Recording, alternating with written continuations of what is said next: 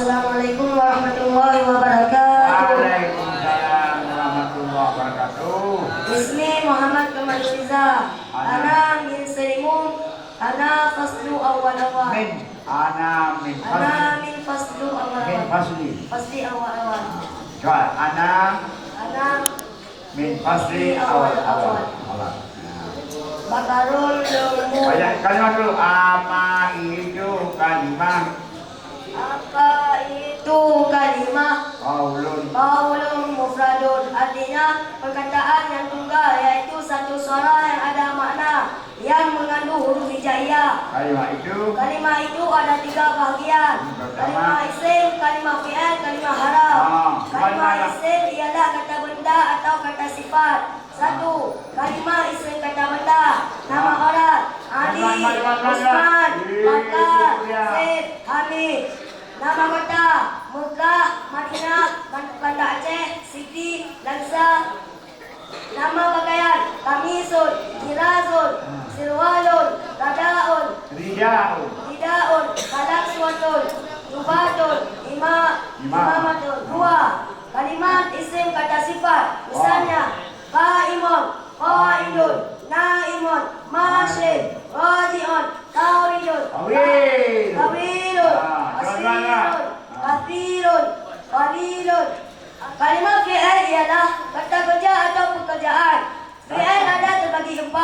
Fi'il madhi, fi'il mudhari', fi'il amal, fi'il nahi. Fi'il madhi artinya perbuatan yang telah lalu sebelum waktu hijab, seperti telah salat, telah baca Quran dan telah selawat. Fi'il mudhari' artinya perbuatan yang sekarang atau akan datang, seperti sedang belajar, mengulang, dan akan makan. Fi'il amal artinya perintah berbuat, diam kamu. Fi'il nahi artinya melarang berbuat, jangan kamu berbicara. Fi'il madhi, misalnya dhahaba, pergi. Daraba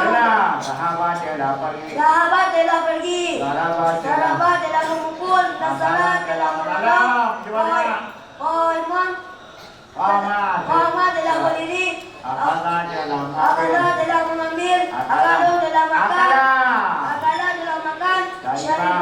Syariba telah minum. Nama telah tidur. Waja'a telah pulang. Wa'ada telah duduk. Kadaba telah menulis. Qala telah berkata. Qara'a telah membaca. Hafada telah menghafal. Kanasa telah menyapu. Tara'a telah membuang. Qata'a telah memotong. Iqtasala telah mandi. Jalasa telah duduk. Salat telah salat. Wasalam telah membasuh.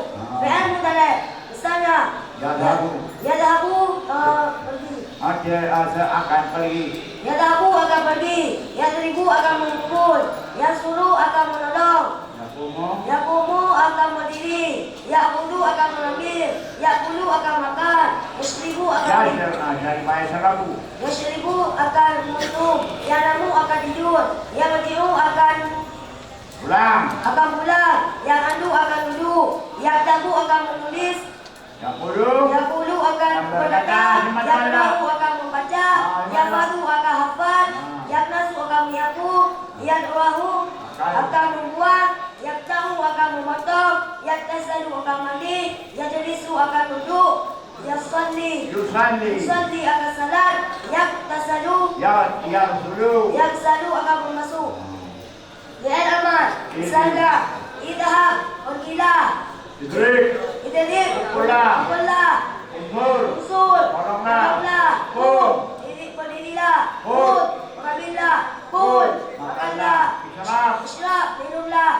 Nam, tidurlah. Kerja, pulanglah. Ikat, duduklah. Tutup, menulislah. Katakanlah. Iqra, bacalah. Ifat, hafallah. Ikhlas,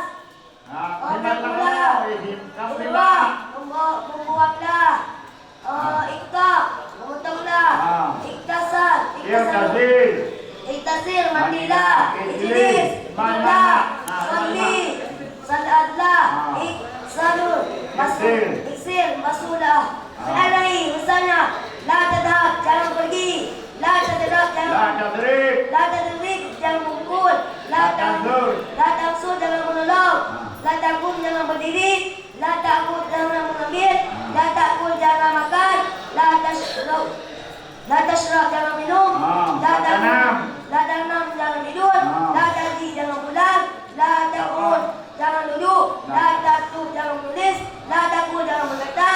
La taqra jangan baca. La tahfaz jangan hafal. La taknas jangan menyapu. La tarwah jangan membuang. La